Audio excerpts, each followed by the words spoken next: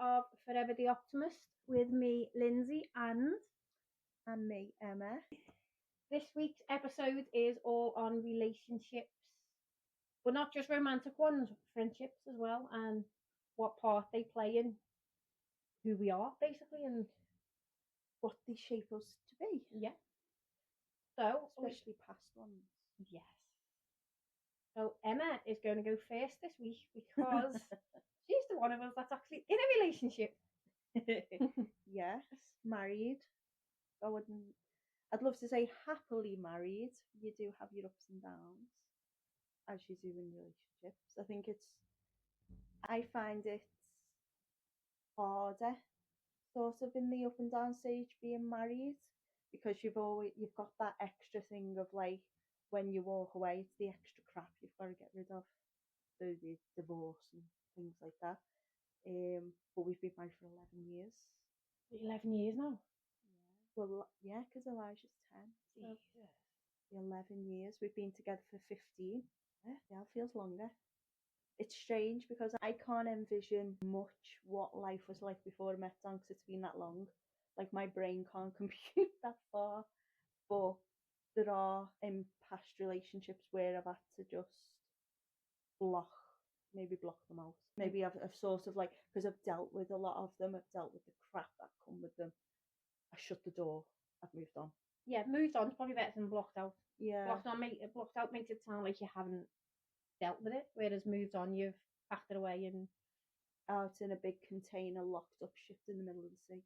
Dealt with them, yeah. It sounds very dealt with right now. Very, very dealt with. So let's go all the way back to your very first relationship. Wow. Mine was, I mean, you can say it was a relationship. My first boyfriend, I was like 10, 11. Yeah.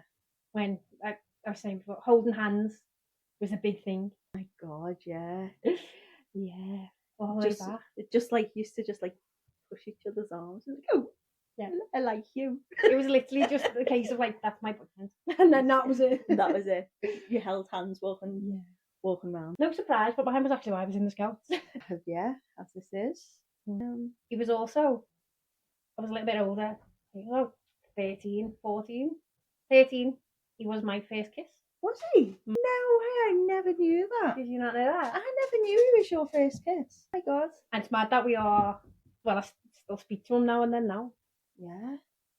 I like that though. I like the relationships where, you know, sometimes they end because either one of you's outgrown the other. You were like really, really young, and you get to your adult life, and even if like you can still just be civil and just be friends and still be like, oh, remember when we dated? Yeah. I actually really love that. You get dropped off on a Tuesday to go swimming with the Scouts. Tuesday, I seen him on a Tuesday and Wednesday. He was a midweek baby. No, but it is good, especially obviously I know his older sister from the Scouts as well, and his mum and dad were heavily involved in it with us, so it was like you knew everyone. So yeah. But yeah. So what was yours? I remember my first kiss was a dare. Some lad who lived at the top of like our mate Jenny's street. It was her that actually dared me to do it. And I've got to be honest, it was not the most pleasant. I think he ate me. It was just...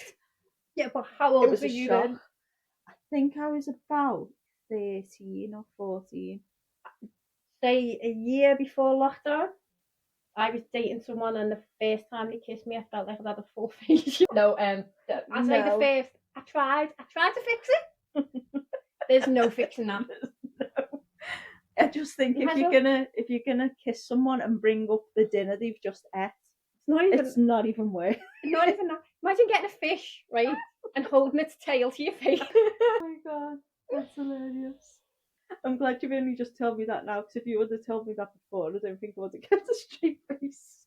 Oh my God. Yeah, we're not saying any names on that one. No, we're not.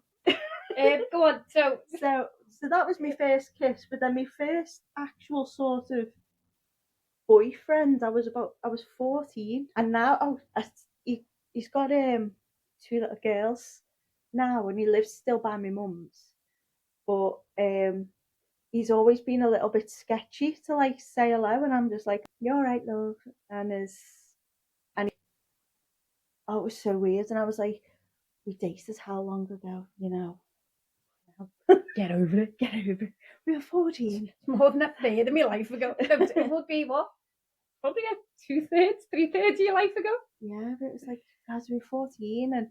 And he was just like, oh, this is my wife, and introduced her. And I was just like, hi, you're okay. Just because at the end of the day, we were kids. It wasn't like anything other than that. Yeah. And never went anywhere past like a kissing stage, or it was just. Wasn't kissing. You copped for him, didn't you? Oh, yeah, you copped, yeah, copped off. Copped off. You can neck him. Yeah, remember that? Oh my god, you neck my mate. Now I think I'm not into bloody vampires. When you hear necking, I just think like, oh, he's gonna suck the blood out of me neck. What series we're watching and what vampire? Depends the series and the vampire. Yeah. Yeah, but it was nice because then I think it made him feel a little less awkward, because I was like, we've known each other since we were 14. Obviously, I didn't say like, oh, we used to date. You know, it wasn't like a thing. But I was like, we were all friends together. We all went to the same youth club and stuff like that. So it was weird because he lived around the corner from my mum. Yeah. And it wasn't until sort of, I think we'd been dating for about four months, something like that. And it come about that our road used to fight with their road in the summer and have like massive water fights. We had road wars, and it came out that I actually full face pelted him with a load of water balloons at one point, and ran after him with my Super Soaker 2000. How you were spoiled and posh. I bought it with my birthday money. Did you? Yeah. We had used to have washing up liquid bottles filled with water. Oh my god, yeah. Remember that? You'd end up with all stains all over your clothes. So yeah, so I think that relationship sort of, it shaped the beginning relationship sort of thing, and then it wasn't until, because that was like just the kissing stage. Yeah. And then listen, I was a good girl. I stayed at just the kissing stage till I was 18. 16. And we know whose fault that was. Not mine. We're close with. Yeah. Introductions. I'm having a house party for our GCSEs. You know, this is all go out. Yeah. Well, it's nothing I wouldn't say out loud. So who was after Scouts? It was another Scouts, funny enough. I expanded my mind. The lad, I want to say the lad from Kirby. Yeah. Try not to give names away, but it's just funny that you just know anyway. That was probably like my first proper serious one, and he was a sweetheart, to be fair, but I wasn't. No, I think just the distance where he lived, and then like obviously when you're camping for a week, it's like, oh yeah, we're all like together, but then reality hits when you come home and he's in Kirby, and neither of you drive. Too young to drive for the start. Bloody hell, Kirby was like a million miles away when you're young, isn't it? And then after that was probably, I'd say my first heartbreak was about 18, 19. That relationship probably was what started the whole not feeling good enough in relationships and stuff. I mean, I had that anyway with my confidence being crap. Yeah. But that was where I did think, if I changed to get attention, if I behave this way, he'll give me attention, and he did. So that kind of reinforced it, but then I wasn't being true to who I was. Yeah. And then I had outside influences saying, but if you behave this way, if you act this way, play hard to get, play this, play that, then that'll happen. Yeah. And it was reinforced. Yeah. What was your first heartbreak? Like proper can't get out of bed type heartbreak? I did have heartbreak with 16 to 19 one. Yeah. Obviously. We were together for a long time. Yeah. I think I just got really heartbroken at the fact that we were heading in different ways. Yeah. And it was kind of like I was growing up before he was. Which, yeah, normally happens when you're around the same age though, isn't it? Yeah, and I wanted to do things, and it felt like he didn't. But I think, you know, if it was now, it would be different, because I think probably communication wasn't there with us being younger. Whereas when you're older, you seem to be able to communicate a bit better. Yeah, but then that's down to the other person also being emotionally intelligent enough to have the deep conversations with you. Yeah. She's not actually laughing at me there. We know who she's talking about. But no, it is down to, regardless of who the relationship with, if they can't talk, about problems that are in that relationship or what you want to do and your dreams and everything, then it's not going to go anywhere. No. And I think there was, start working Sainsbury's, got my first job. I think because in work there was like, they did have a big thing where it was like we go out on payday and stuff like that. A lot of jealousy came into that. And I felt that I wasn't trusted where I trusted him. And I think it is a growing up thing. And it killed me that we've been through so much in 3 years that was just going to be all thrown away. And I just fell out of love because it just wasn't there. Yeah. It's like it was hard. It was horrible. It was really like, and I probably didn't show it to a lot of people on how hurt I was over that. Well, that relationship though, that actually affected our relationship a little bit. Yeah, well, quite a lot, to be fair. Quite a lot, because we didn't speak for a couple of years, wasn't couple of years yeah. due to that relationship. Yeah. So I not only, when that ended, it was just kind of like, well, I've lost the person who was my first love. I came back. Sorry. I knew, do you know what? I knew you were going to say that. But like, I lost the person that I actually, it was the first love. It was like, it's like the grandest love adventure. I mean, most people had just down there having marriage and in the lot at one point. Yeah, I know. And it was like, we've lost that, and I've lost a really, really good friend. What was it all for? Because that relationship had ended. I've ruined a friendship for this. I lost a friendship due to this. But you know what happens with relationships, and sometimes you do have to lose certain friendships or whatever during relationships because you do change. People do change, and like we are going to go on to talk about friendships and stuff and how they shape you. But I do think like we've been friends 29 years. Yeah, it hasn't all been smooth sailing. We have fell out at times. Well, yeah, we've never actually argued, as in screamed at each other or nothing like that. No, but there's been times where, like, we don't have like a traditional friendship where we live in each other's pockets. No, because life gets in the way. Yeah, we never have. Even when we were younger, we didn't go a week or two sometimes without texting. But then we both know the minute we pick the phone up, the other one's there. Yeah, because as I say, life gets in the way. As we're older now, things do change. You know, it is what it is. Yeah, but I think we both know how the other one works as well. So you know, when anything happens, I shut down to deal with it. You're pretty much the same. We know to give the other one space. So then it's a case of, I'll just send her this funny meme, or I'll just send, so she knows I'm here. Yeah. Or it's like, I'm here when you want me type thing. It's no pressure to talk. There's no. Yeah, you don't have to bloody talk every single week to say, oh, they're my friend. But you know what? I'm so bad because I'm like that with you. I expect all my other friends to be like that. So when they're trying to constantly text me, I'm like, what are you doing? And it's so bad. I have to be like, no, it's not. People are different. But like with Jenny, I see her once a year. I'll probably text her and talk to her twice in that year, maybe. She'll turn up on my doorstep, like put the kettle on. I'm like, oh, how have you been? You okay? Come in, sit down. She'll chat to me for about 4 hours, and then I'll see her in a year. Yeah, that's it, is it? But it's recognising that someone's not just not talking to you because they don't like you. Yeah. It's because sometimes you start on a Monday, and by the time you've realised it's Sunday and you're going into the next Monday, a week has just passed you. I think with us, because we've been friends for that long, I think we know there's nothing that's going to make us fall out. It'd have to be something major. Yeah. I really couldn't. Maybe I'm tempting fate here, but I couldn't see. No, but even that, if either of us were really peeved with the other one, you just come to them and say, listen, I'm really annoyed at this. Well, it's what we said about emotional intelligence before. It's not just in relationships, like romantic ones. It's in friendships as well. God, yeah. Like, I know I could sit there and go to you, and we have done. I'm not happy with this, or this is like, why did this happen? What? And then not in an accusing way. That sounds like I'd be accusing.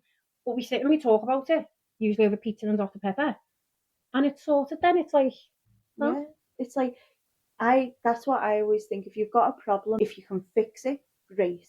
If you can't, build a bridge over it, move on. Yeah.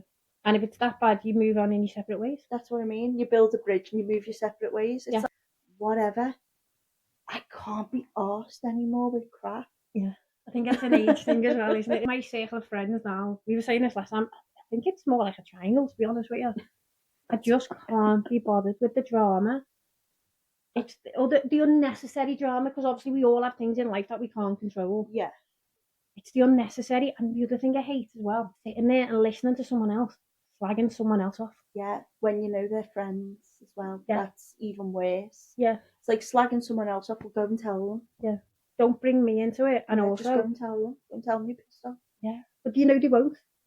Yeah. But then if they say it to me, what are they then going to say about me to this other person? Yeah. I mean, you can say what you want about me. It doesn't bother me, you know that. It goes over my head. There's only certain people, if you were to, like, if I found like you were calling me behind my back, I'd probably be like, why? And then I'd phone you, be like, why have you said this? And I know for a fact you'd be like, well, you pissed me off. And I'd be like, oh, sorry. But there'd be a reason behind it. If there was no reason behind it, I'd be like, really hurt. Yeah, I was going to say I'd be heartbroken. Yeah. But anyway, we were talking about relationships, weren't we? Yeah, well, relationships can be a relationship with a mate as well. Yeah. But it's like we're on a track, but we're going on 10 different diversion routes. Yeah, we'll come to related friendships. So you had your first heartbreak. Yeah, I was like 18. Yeah, we were together for 3 years. Really. That's quite a long time when you're like 18. No, 16 it was. 16 to 19 it was. Yeah. What the hell am I on about? How old were you when you had Ethan? 3. I was 23 when he was born, but he was born in the May. I was 24 in the June. Yeah, 23. And I didn't feel old enough. And the person who I had him with was an absolute knobhead. So, and that was a rebound as well. I was just going to say, how long after your heartbreak did you actually get into your next relationship? Well, I think with my first relationship, I kind of knew it was done before we actually split up. Yeah. So I probably knew we were done for 2 or 3 months beforehand. Do you reckon most women know that most women leave mentally before they actually physically leave a relationship, don't they? Yeah. I can say yes to that, to be fair. Yeah. I think even when it's the other way around, like I think when men think they're done, they're done. Yeah. You know. That but thing, they try isn't and it? fix it and. Yeah, it's that thing. When a woman leaves, she leaves for good. A man will try and come back, they reckon. I don't know. It's just, it's on Instagram, so it must be true. The power of social media. Yeah, so I think I was done probably about 2 or 3 months before we actually talked. We were arguing a lot as well. I'd just got to that point and I was like, nah, I'm done.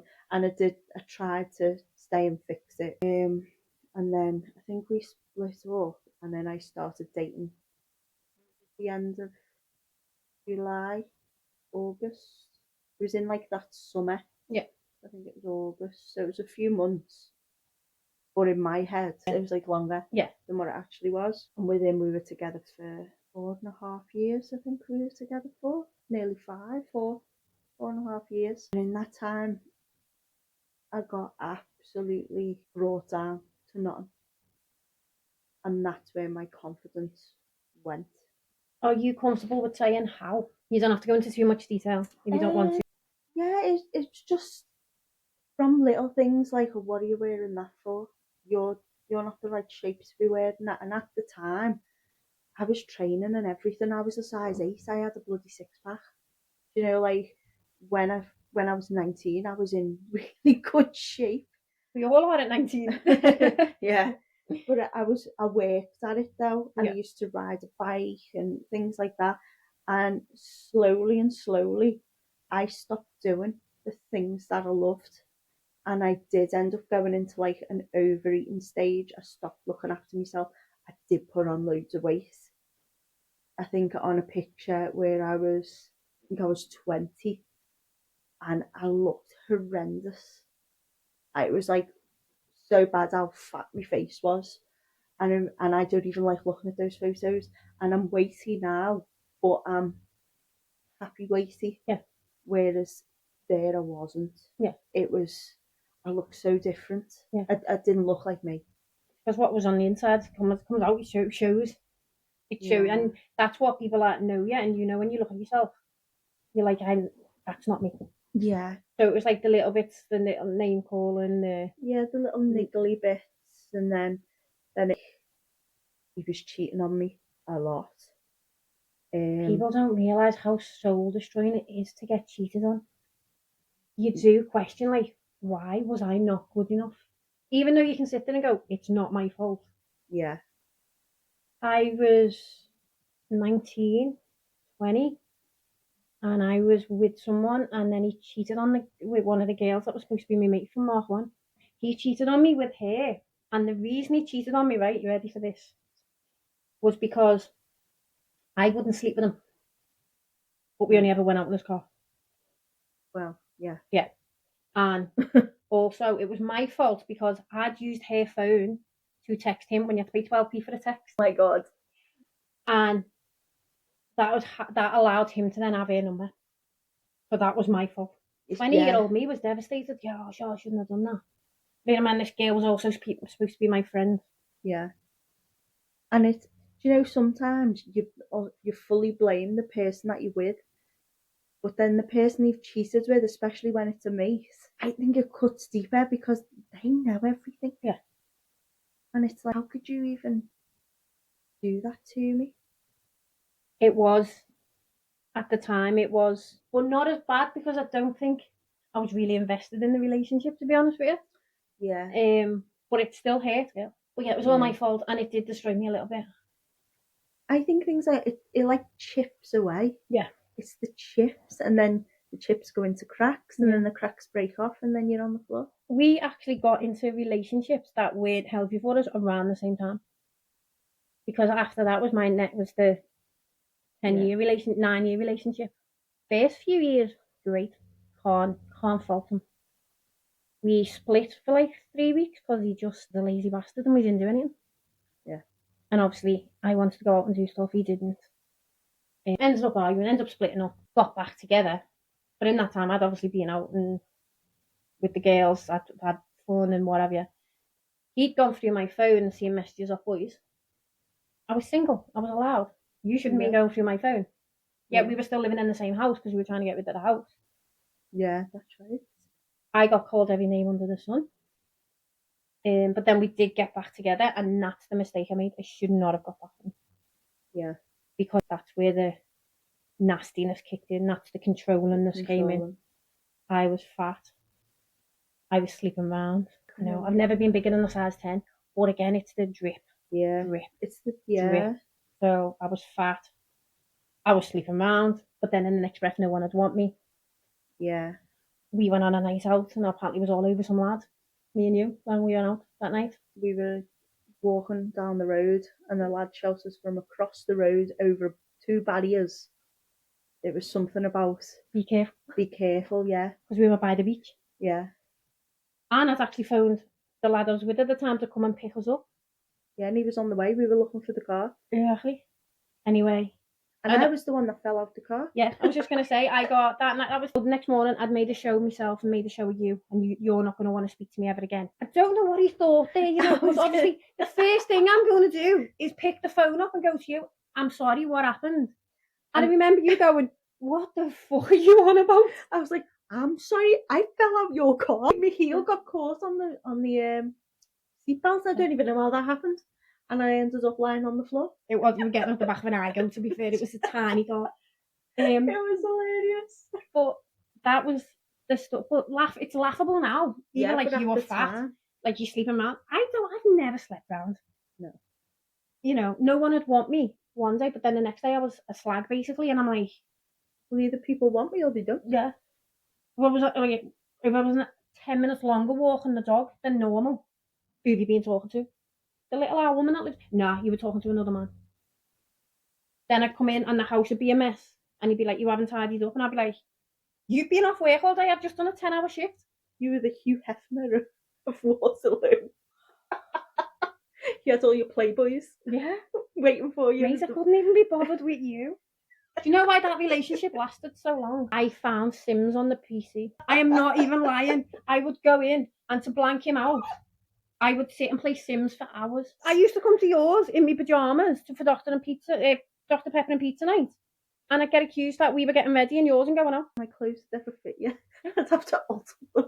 Not even the point. No. And then I remember the day I ended it with him. I'd split up with him, gone back on the Sunday. He'd convinced me into going back. And he came in on the Wednesday. And this is the week. No, you were saying you just knew you were done. Yeah. I remember sitting there and he come in and he went, and nothing had changed in the 3 days. All the promises had gone out the window already. Yeah. And he come in and he said something.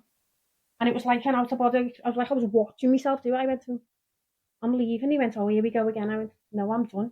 And I literally stood up and he squared up to me. That's right. And she went, what are you doing? And I, because I'm my own cage, she's let myself in and out with mum. And I went, can I move back again? She went, I was waiting for this, of course you can. She didn't even look at me, by the way. She was still watching. Her eyes did not come off Corrie. And she went, half turned, looked at me. My poor dad had scuttled out into the kitchen to put the kettle on. He knew.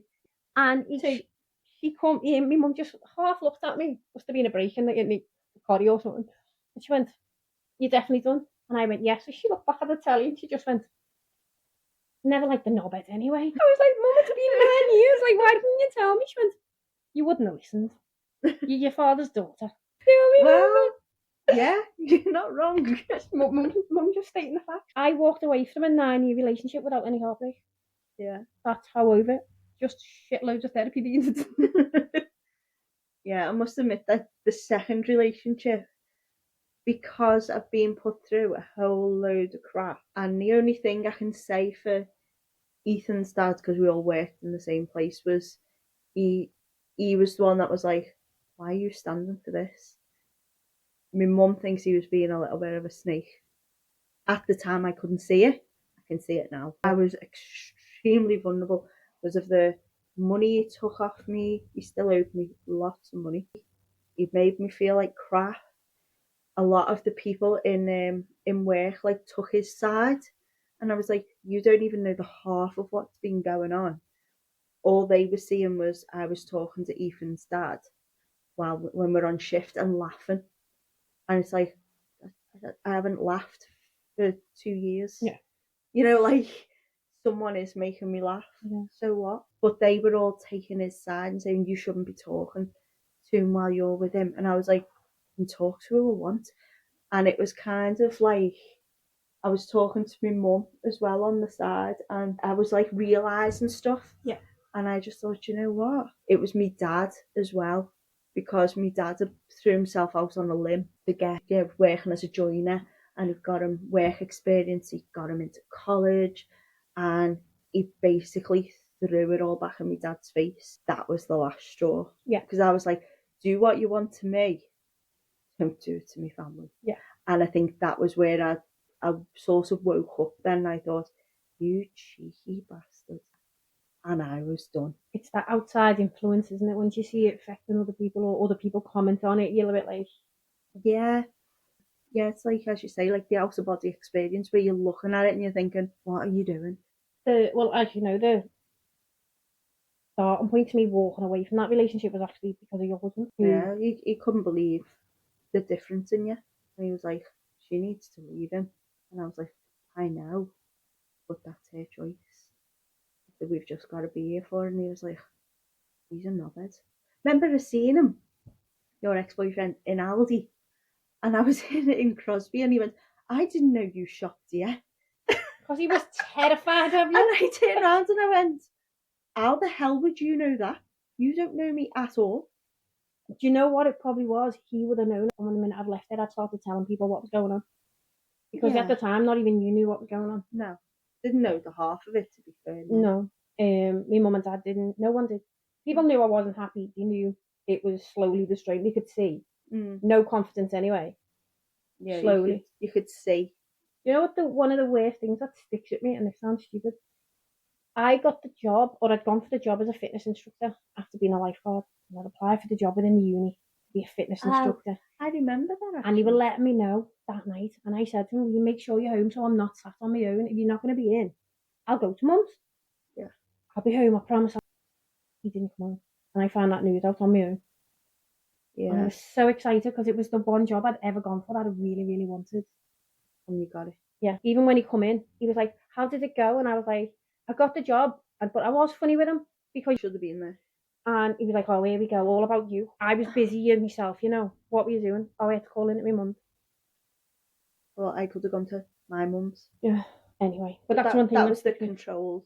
Yeah. The control side of it, though. I didn't realise how controlled I was until I wasn't anymore. Yeah. I thought I was completely in control. You find that though, don't you? It's when you step back and you look at it and you think, oh my God, how did I let that happen to myself? Because I lived with him as well, not was ever good thing. My second serious relationship, shall we say. You've got this other person building me up, making me feel great, building me all the confidence in the world, which I needed, and I was very vulnerable, and I was like, I need this. I was craving it because I felt so low in myself. To then go on this rebound, get pregnant. I think it was 2 months after we split, so he was working on me for 2 months. Then we got together and I fell pregnant. And then he started having a thing with one of my friends in work. And what annoyed me was every person in work who I'd made a massive friendship with, we used to go out, I considered them a really close friend, a really good friend, never told me. And it's only been since it all blew up and crap that he put me and my family through, and my son. It was putting Ethan through what he's put Ethan through. That was purely for him to get at you as well. That was never anything to do with Ethan for him. No, Ethan to him was like a girl with a brand new handbag. Yeah. You just wanted to parade him around, my son, my son. He didn't give two craps about him. He didn't know what milk he had. He was using Ethan to try and control you still, and didn't like the fact he couldn't. I know. And what really killed him was when I met Dan, my husband. So when I met him, and then you've got this other male in there who wasn't afraid of him at all. And he used to say he's an absolute knobhead. Yeah. And he said, if he wants to talk to me. Yeah, Ethan's dad was just, even he was a bully. Yeah, but even you saying he was working on you, that's so, I feel like we're using this word loads, but it fits him, narcissistic from the start. Yeah. He was playing that game knowing what he was doing. Oh God, yeah, he did. It just threw me a curveball when I got pregnant. Yeah. But I mean, you fuck about, you find out. The only thing with that was, it was a massive shock to me because I was on the pill. How that happened, I have no idea. The only thing I can think of is, which I know now, is that I sliced my finger open on a slicer on a bank holiday weekend, and I had to go and get stitches, and I was on antibiotics. I had to stitch my finger back together, and I was fucking stupid anyway. And I was like, will this affect my pill? I got told in the hospital, no. So I just carried on taking my pill as normal. I didn't take extra precautions. That didn't enter my mind. Yeah. And I was caught up in this whirlwind of, this person thinks I'm marvellous. Yeah, after being told that you weren't for so long. Yeah. And then boom. Ethan? There's Ethan. And I found out when I was 4 months pregnant. You wouldn't know right away, would you? Because you're not looking for it. Well, the very beginning, I didn't have no sickness. I think 2 months in, I started getting morning sickness. But at the time, we'd flown to Dominican Republic. So I thought I was jet lagged, and that's why I was being sick. And I was being sick at because they gave me this drink, and I was thinking, oh, it's mango and something. Today, I can't even have mango because it just makes me feel sick. So I was thinking, oh, it's probably jet lag. This bloody drink is making me feel sick. It lasted for 2 days, and I was thinking, yeah, it's probably jet lag. As we're getting into the end of the first week, and I'm still getting to the same point in the breakfast line to run off and vomit, I was like, maybe. So then I come home, I'd done a test, obviously came up positive. Then I had to make an appointment to get seen, and I wasn't even showing very much. I just looked like I'd had an overeating holiday. Yeah. I bet you though, as soon as you found out, you just went poof. Yeah, I did. Yeah. I know a few people have said that, the minute they found out, you just feel like you've gone. Like the body was hiding it from them. Yeah, I think it was 4 months, 3 months. And I just seemed to just pop. And then it was on New Year's Eve that we found out I was having a boy. Did you find out? I didn't know you found out. Yeah, found out I was having a boy.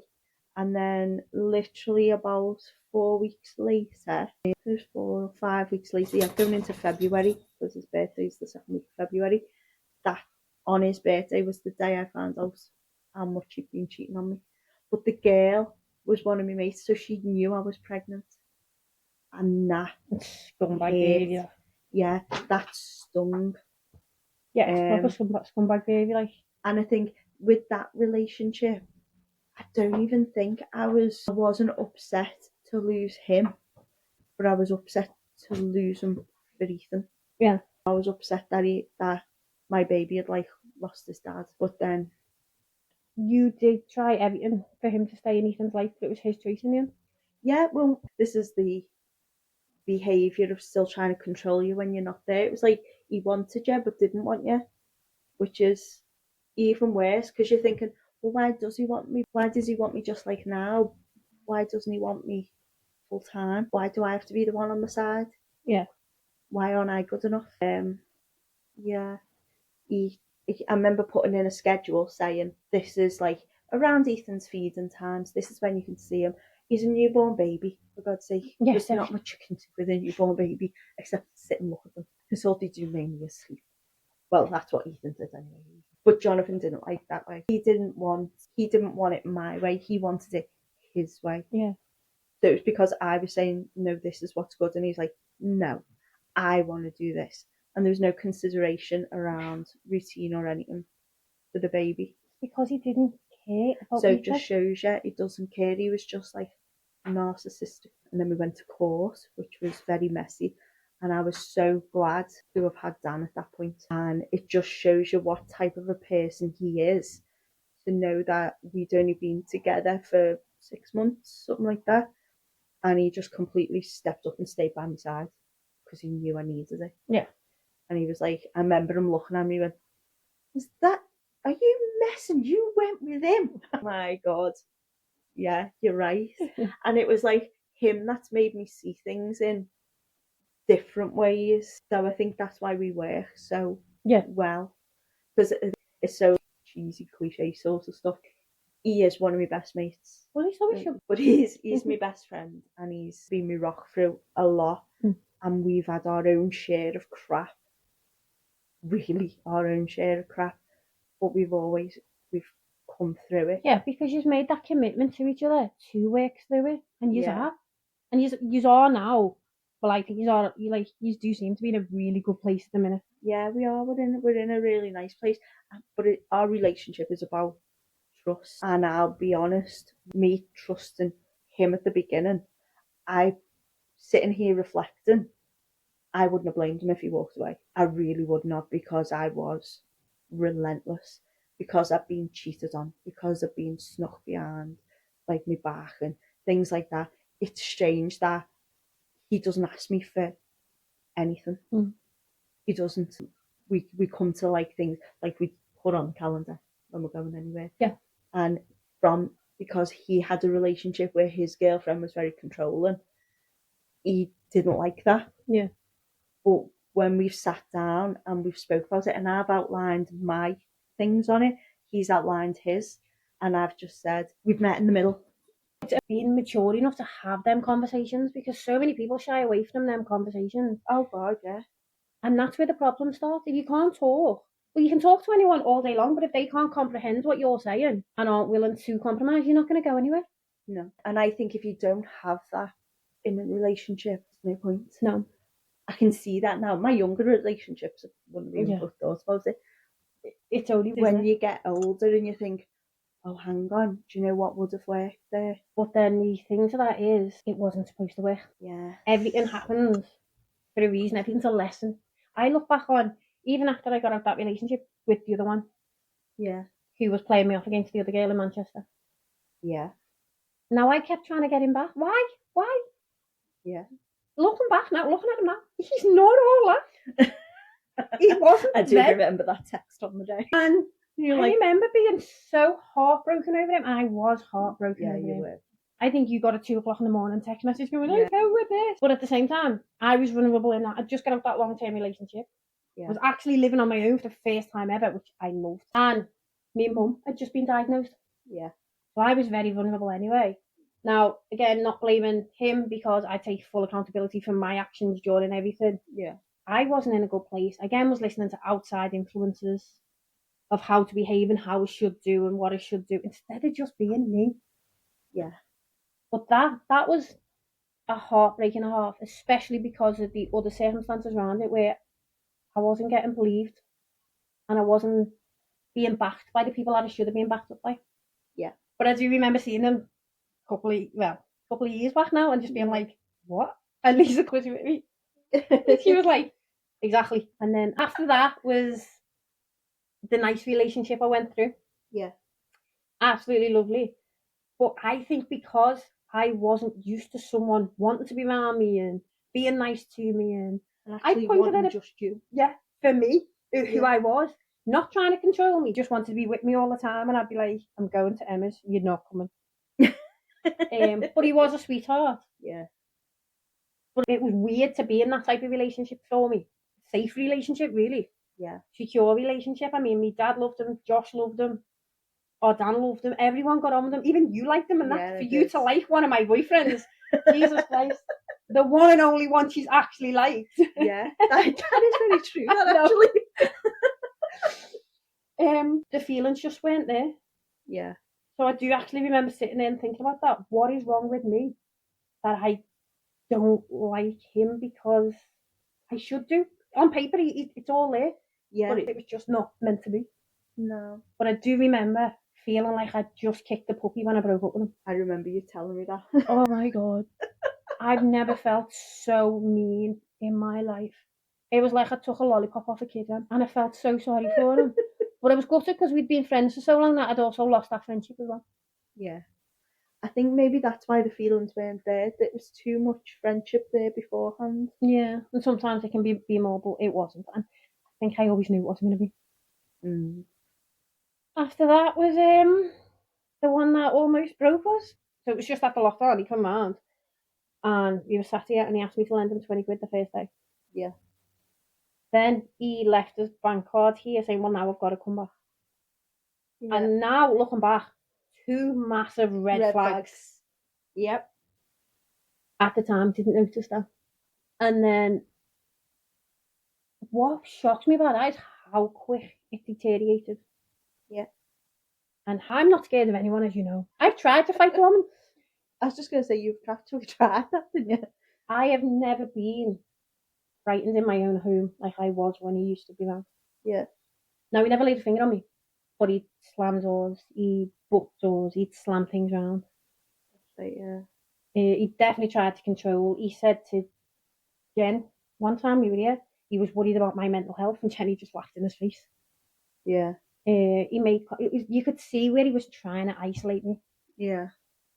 I did learn a very important lesson with him, and that's the reason we say don't call a narcissist to his face. That was not my brightest move, but it was weird because although I was scared of him, yeah, I also used to stand up to him. It's a fight or flight mode, isn't it, as well? Yeah, it was definitely fight or flight, and it was like, I've spent too long running away. I'm going to fight, and I probably did put myself in danger a few times. Yeah. And that's not being dramatic. No, not at all. But the things he used to bring my mum and dad into arguments, and obviously they'd both passed by this point. My dad was literally months. Yeah. Wasn't even a year. He would go on 12-hour benders, then ring me expecting me to go and pick him up and then get a shit on when I wouldn't. Yeah. Or when I wouldn't lend him money. Because he owes me a hell of a lot of money. One thing I'll always be grateful to, not him, because not for him, that relationship, but it gave me the thing to sit there and be like, I need to work on me. Now I'm out of this relationship, it's time to work on why I'm attracting this type of person. Yeah. And I have done, I've worked on it, and my next relationship is not going to be the type that would not be with someone like that. Because the first sign of that happening, the first red flag, because there's probably certain things people do that I'll be like, oh, I don't really like that. The first red flag would be off, because you get amber flags as well with your warnings. Yeah. And there where you sit them down and you go, I don't like that. Yeah. So if I went on a night out with you and someone rang me 15 times, I'd probably sit them down the next day and be like, I don't like that when I'm out with the girls. Yeah. Text me if you need me. I will reply to you when I get a chance. I'll text you back when I get a chance. Yeah. But do not be doing that. Yeah. And then if that's where you give them a chance, it either goes to a green flag because they listen to you, or goes to a red flag, and that's where you've got to walk away. Yeah. That was in a book. That's not like that was my idea, but that was in a book. But there is, it's like, This culture of red flags makes me laugh because everyone's like, that's a red flag, that's a red flag. Not everything's a red flag. No, not everything is a red flag. Some things can be just quirks. Yeah. I mean, they say if you like watching crime drama stuff that's meant before to be... you go to bed, that's meant to be a red flag. Well, me and Dan are red flags on both each. You're a red flag. Yeah. I come home and my bloody Netflix looks like the A to Z of the Killers dictionary. And what I do to you on Instagram is probably a red flag, but I'll send you 7, 8, 9, 10 memes in a row. But it's because I've seen one and I know you're going to like it. Yeah. But that's probably a red flag in a relationship. No, it's not. It's because I've seen something that's funny and you're going to get to look at it too. Yeah, it's just because on that time you're scrolling and it's like, Emma would love that. Emma would love that. Yeah. Emma would love that. And then it's obviously the way it works is you click on one and then it does bring up similar ones. So, yeah. But yeah, so I think we're both up to date with where we're at with relationships right now and why we're so messed up. Now I do feel ready for my next relationship. However, that doesn't mean I'm searching for it. Yes. I am ready to date. You're open to the idea. Yeah, but I'm also a little bit wary of it because I was actually talking to Kate that does my therapy and she said, you've got your values, you've got your boundaries, you've got everything in place. You haven't actually tested any of it. Yeah. Now it's like, how will it come under the test? She went, you're going to be nervous. She went, but unfortunately, the only way to see if that's all in place is to test it, is to get back out there. Yeah. The relationships we've both been through have definitely shaped us into who we are now. Yeah, I've had a lot of therapy. I've done a lot of work on myself. I think being sure of myself, relationship wise, like Dan would probably tell you, like I don't take a lot of crap. I am getting a lot better way to challenge things, and I'm not a pushover at all. I'm probably an absolute pain in the backside, if I'm honest. But I'm me. Danny just says so. I just love you. Because sometimes I am still, my confidence in like my body shape and things like that isn't great. I am who I am. Yeah. I'm on medication. I don't probably eat as much things as I should because of my own things going on in my stomach and stuff. There's a lot I can't eat. But you know what, I go to the gym, I train, and everyone probably thinks, oh, she should feel this, and this. I have hang-ups about my body. You know, where we went at the beginning of the year, we went to the clinic to see about me getting a boob job. It's because I've got that hang-up about my body. Yeah. I look in the mirror and I can't say I look at myself and go, oh, you're fit. Let's go. Yeah. You're on fire. Yeah, I don't. And I don't think any woman does, regardless of what size they are. And I think if they're telling you they do, they're fucking lying to either you or themselves.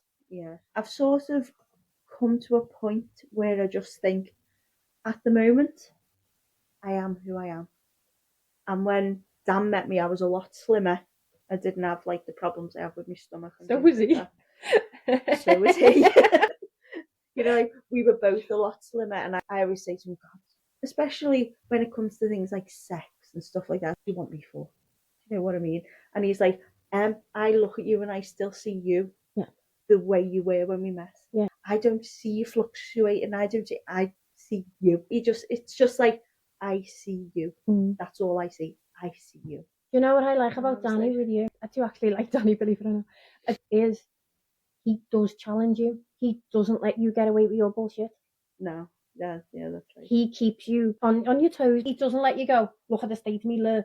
He'll go, what are you on about? Stop it. Yeah. In a nice way. He does say as well, well, to do something about it if you want it.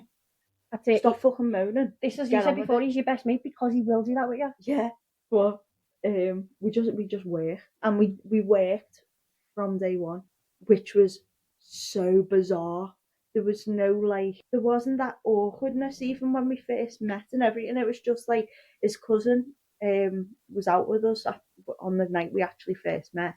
And he went, it was weird because you two just like looked at each other and it was like electricity. He went, I could see it. And he went, and I thought, I've lost my wingman. And then the next night we went to a party in Leanne's because it was her birthday and Linda's birthday. And we had our first kiss. And it was just, that was it. It just sort of went from that to, we've been together for 40 odd years. It was 40 odd years. It was so random. I think the turning point with Danny was when we had Elijah. He'd done the pissballing around. He was stupid because of his past relationships. He got out of that relationship about 7 months, I think, before we met. 6 months before we met. But he knew it was over 12 months before that. They were just working on it for a year. And I think he was still in that, oh, I'm single stage, because he hadn't been single for a long time. And when we got together, I think because I was so different, he couldn't comprehend the difference because his other girlfriend had been so controlling. Yeah, you see, this is the thing, isn't it? Everyone thinks bad relationships only affect women. No. Men get affected by stuff too. If not more so, because at least even back then it was acceptable for me to come to you and talk to you about a bad relationship. Yeah. Men had to bottle everything up, didn't they? And it's wrong that they had to, but that's how it was. Yeah, I mean, she was like, as you were saying, they're like, you're out with the girls and you get 15 missed calls. He used to go out with the lads. She'd be calling them all the time, probably ends up turning up. When he's out, I do ring him or text him, while he's out. Are you having a good time? Just like a check-in. Are you all right? More so since he got attacked in town. Oh yeah, because he got jumped. Never mind attacked. He got pretty much battered and broke his leg, wasn't it? Broke his ankle in 3 places. So, and he had a mild concussion and everything like that. Now he gets now why I'm a little bit, but he's a little bit like that. Yeah. And he worries when I'm out because he knows my anxiety, so he does check in. But we've also got a very anxious little boy as well who's got social anxiety from me, like with me. Not social anxiety, separation anxiety from me. So he phones me for that, and it could be 3 or 4 times. Half the time it's Elijah phoning me, not Danny. And Danny's like, I've told him, you're okay, I'm sorry, love. And it's like, it's all right, don't worry. I just like when Danny rings you when you're here, we put him on speakerphone and he joins in. Danny drunk is hilarious. And that's another thing, that's like a boyfriend I've had where drunkenness is like a silly thing. Yeah, not a vicious thing. Yeah, so like my relationship with the 16 to 19, I'll have to just say so we can't say the name. Yeah. I never experienced that because obviously us having a drink was like later on. We used to sit there and have it in the house. We were never going out drinking. But then when I did start going out drinking, I was going out a lot with the following boyfriend. We argued. I remember him picking me up and put me in a bush. We used to absolutely fight. And it wasn't just him with me, it was me with him as well. It was just not a nice thing when we drank because I'd bottled so much in of everything that he'd been doing that when I got drunk, it just blew up like a bloody nuclear bomb. Because when you drink, you feel invincible, don't you? And I was like, and we'd end up fighting and arguing. But Dan's, he's a funny drunk. He's just hilarious, and he loves everybody. Yeah, I do have a question for you. Oh, so before I said to you there was one boyfriend of mine that you've actually liked, and you've actually got on with and could talk to, and do you think that that's a major part in your relationship? Your friends liking your partner? Yes. In that, I have a funny relationship with Danny. Like we talk football and everything, and like I could sit in yours and talk to him for an hour while you're doing the tea or whatever. Big part for you because I've never really had it where maybe because I've dated shit men, my friends have got on. Well, I used to talk to the 9-year-old relationship. Yeah, well, that sounds terrible. I did not date a 9-year-old. I mean, no, the 9-year-long one. Long one. Yeah, I was civil with him and I got on with him for you. I didn't really like him, Like you wouldn't. You could be round him. Oh. Yeah, and if you were like making tea or something, I would speak to him. Yeah. For me, though, I think that is going to be an important part now because I've luckily always got on with our Danny's girlfriend. And Stephen's relationship was a bit different. But obviously, I don't have to worry about that no more. Whatever again. Yeah. That's my dark humour coming out. But we used a big, massive pair of scissors to cut that thread. Sure, it was alcohol. Sorry, my brother died through alcohol. Sorry. Actually, not funny, but it is funny. But yeah, it would be important for me. Not all my friends. Yeah, I'd love them to get on with you. It would make a massive difference whoever I was with to get on with you. Yeah. But that doesn't mean I want you to fake it next time because I'll know you're faking it right away. But yeah, I'd like to be like, if you wanted to come round to my house at any point, you'd feel comfortable. Yeah. I do think, especially as we're older as well, Yeah. it's sort of like can just go round and Yeah, because it's less of me and you going on nights out now, where it'd be more like, are you two coming we're all round? coming out, or Are we going round to Emma's for barbecue? Is Emma coming to ours? You know, yeah. that type of stuff, rather than me and you going out, or me and you doing this. God no. And I kind of want someone that's going to like become part of that, rather than, for me, it'd be like an important bit. Yeah. I mean, it's not the end of the world if they didn't, but no, it makes life easier. I must admit, that's how my friendship with Leanne ended. Yeah, was because her fella got on great with him. We used to go on nights out together, and it did make it nice. It did make it easy. You're not having this long period of time where I wasn't seeing her that much because we just all went out, and we were very close friends.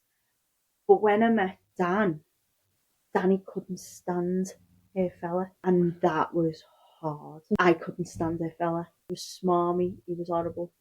He worked in our work, so we knew he was cheating on her. And one of the things was because I got engaged 2 years after me and Dan had been together.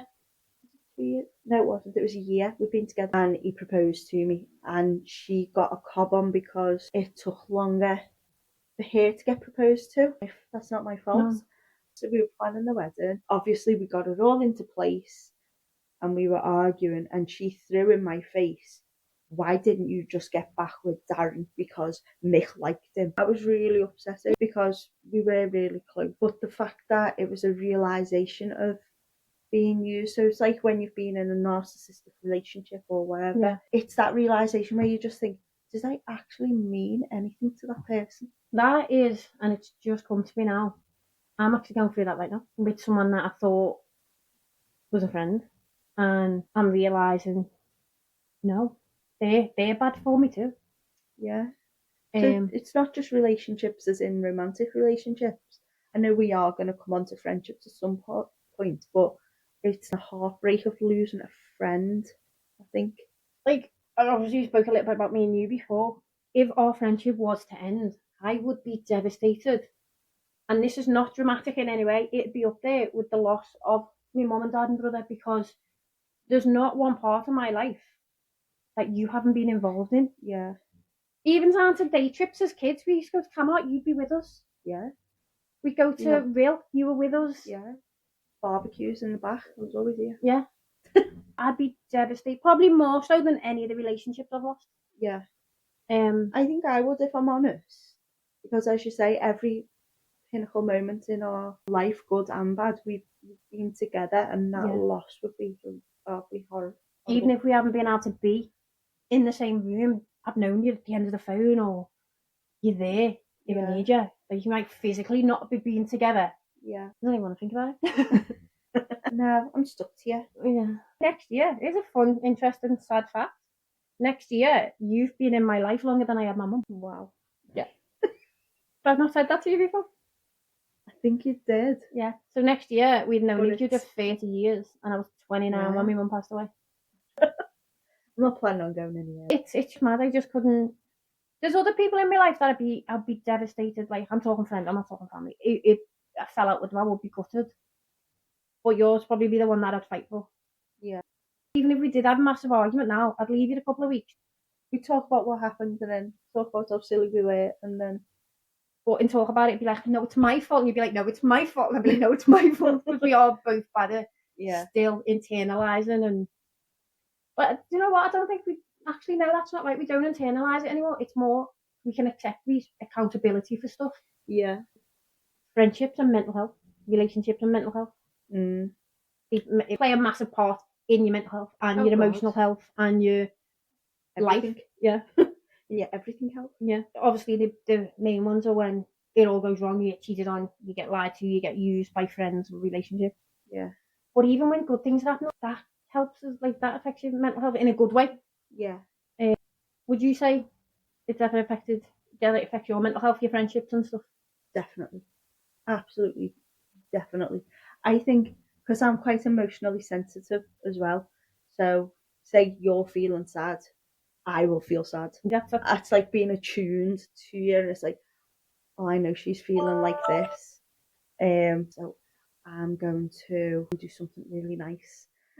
You know, like or what can I do to take a mind off it, or things like that. Yeah, that's me. That with the empathy. Usually it's just like come in and just give you the cuddle. Yeah. Best friend cuddle. Something not like it. Yeah, it's the empathy. With me, I feel people's feelings far too much. But I used to think it was a bad thing, but it's not. Yeah. But I've also realised, like, still on the mental health thing, I've stepped away from so many people in the last year because of just realising they're not good for me. And I'm probably not good for them, I don't know. But when you do, I can feel my energy levels go up. Yeah. I feel the negative energy go away. It's like a relief of sorts, isn't it? And you just feel like a weight's been lifted. Yeah. That sort of thing. You think, wow, I didn't even know that was weighing heavy on. Yeah. Like, and also, like, sometimes I'm around people. Like, I actually used this example the other day to, who was I talking to? My Auntie Kath. And I said, you know what? Emma come to mine. And she was in mine. She was there from 2 till about midnight. And we'd done the podcast, we'd done whatever, we were talking. And she left and I was on such a high. But then I'll spend half an hour with certain other people. And I come home and I'm drained. I feel like I want to cry. Oh, wow. And it is just the energy that they give off. Like, yeah. Wow. I don't know how you describe it. I call them energy vampires because they suck the energy out of you. Like, you must have had it where you come in and you'll just sit there and be like your mind, or you've been on the phone to someone and you're just like, oh my God, I can't deal with this because it's just draining you. Yeah. But then there's other times when you get phone calls and you just like, you come off and you're on a high, you start like tidying up or whatever, because I tidy up on the phone so it's fine, but you're on a high, you're kind of like, oh, I feel very good, I feel positive, I can do anything. And yeah. But yeah, I tend to stay away from the energy vampires. Energy vampires. I like that. I thought you'd like the vampire show. Yeah. Energy vampires. Again, it's going back to the confidence one we did. I've now got it to walk away from them relationships now. Yeah. Which is now why I've got like 3 friends. We are a triangle. But no, mental health is massive when it comes to the people around you.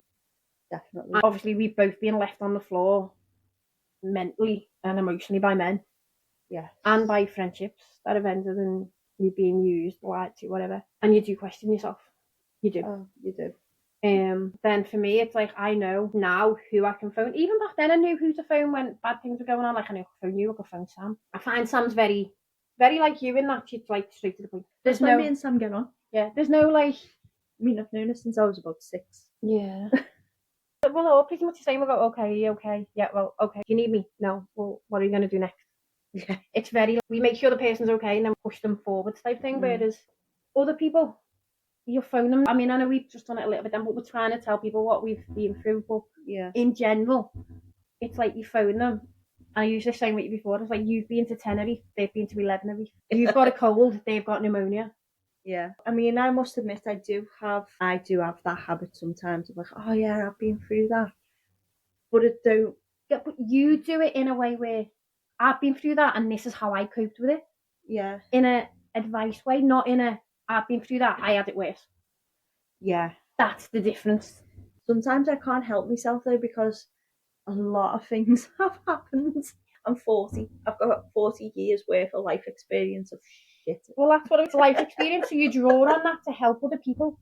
You don't draw on that and then go, well, I've had it worse than that. So what are you trying for? We were probably like that 20 years ago. We were probably, yeah, well, I've had it worse than you. I think now we're just more, it's like. I'm finding I'm not as tactful. Yeah. It is what your mum said. You hit 40 and you literally said, fuck it. If you're coming to me for advice, I'm going to give you the advice. Yeah. Don't come to me and start talking about stuff and saying things if you don't want me to give you my opinion on things. If you want an opinion, you're getting an honest one, because that's how friendships work. Yeah. I don't come to you and go, what does this dress look like on me? I want you to tell me the truth. I don't want you to go, oh, it looks lovely. If I look like a balloon in it, you never look like a balloon in it. Yeah. But I'm coming to you because I want that opinion. I want your honesty. Yeah. I don't want a friendship where you're just agreeing with me. Like you've just done then. But you're right. I've got nothing I can say to that. Argue with me. No. Maybe I was the narcissist.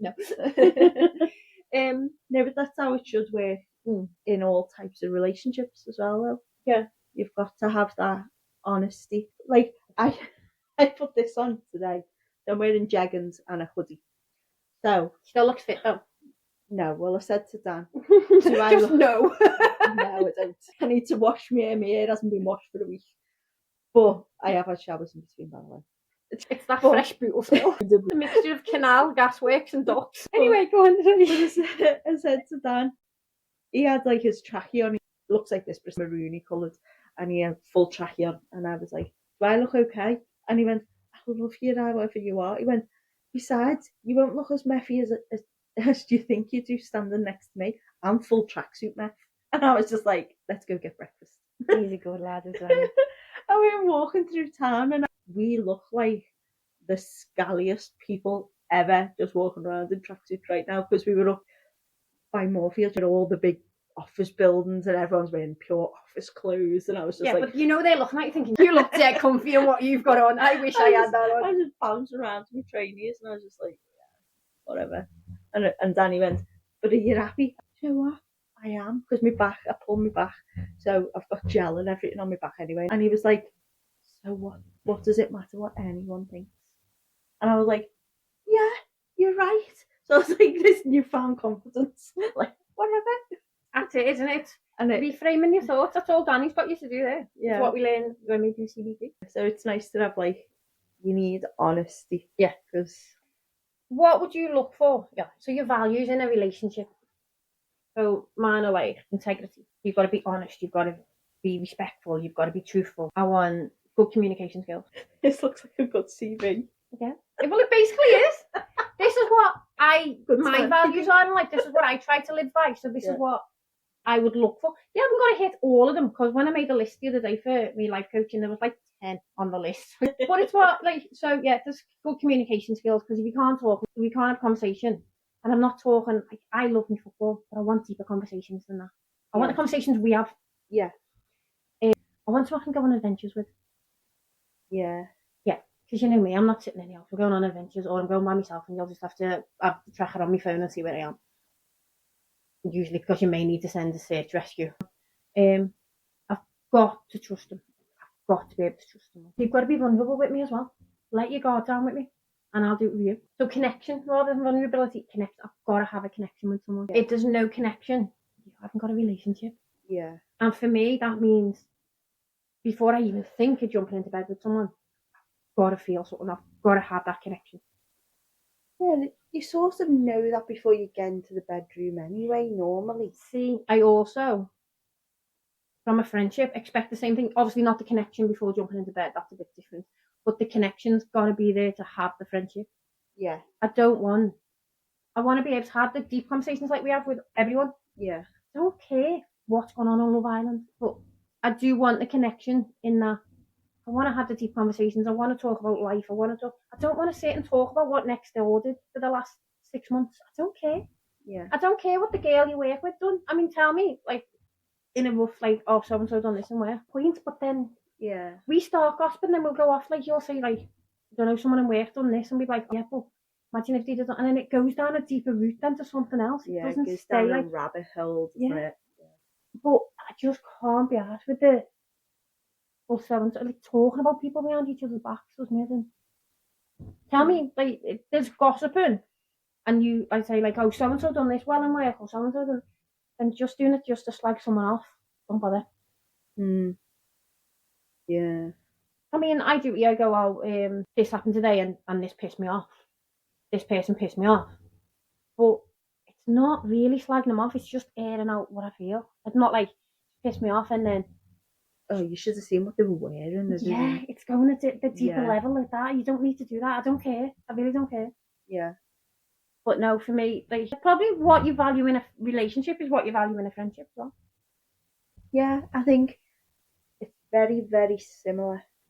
Very similar, just like the obvious things. Yeah. I actually don't want to sleep with any of my mates. No, but we're not that close. I'm sorry, guys. It's not happening. Like it was even an option. All my male mates are like, you look like a toe. No. I don't look like a toe. I look like a thumb. I just did a thumb impression for Emma. Might actually post it online. That's sexy. He goes on my OnlyFans page. I'm going to mess. Never got an OnlyFans page. Yeah. Hey, things carry on. You get good money on that, you know. Things carry on. I'll be selling pictures of my feet. I get extra money because I've got tattoos. See, this is the friendship that me and Emma have. We come out with the crap, and she just laughs at me and fully encourages it. What was the one the other week? Oh, talking about the spider plant. My spider plant had a baby, so we potted it. And what did you say to me? You said to me, "Oh, I can't keep plants alive, just people." I just merely pointed out that I can't keep people alive. It's so dark. Anyone listening to this will be like, what the hell? Ashworth's got a free room. As long as it's a twin room, alright. No, our friendship is probably one of the most solid relationships after mine and our Danny's that I have in my life. But I kind of stuck with that. You stuck with me as well. You're stuck with Dan because it's blood. I'm stuck with Dan because he's going to be a decent stand-up comedian, or he is a decent stand-up comedian. Oh, he's going to make some good money one day. He's going to be one. Oh my God. I come out with this stupid crap because I entertain myself. I love nothing more than making her laugh that much that she's crying right now. Honestly, I do just love making people laugh, but it's when you get Emma chuckling like she's just being then. The point where she's had to take her glasses off to wipe her eyes. And then I can't breathe and I sound like Scooby-Doo when I laugh. It's Scooby-Doo.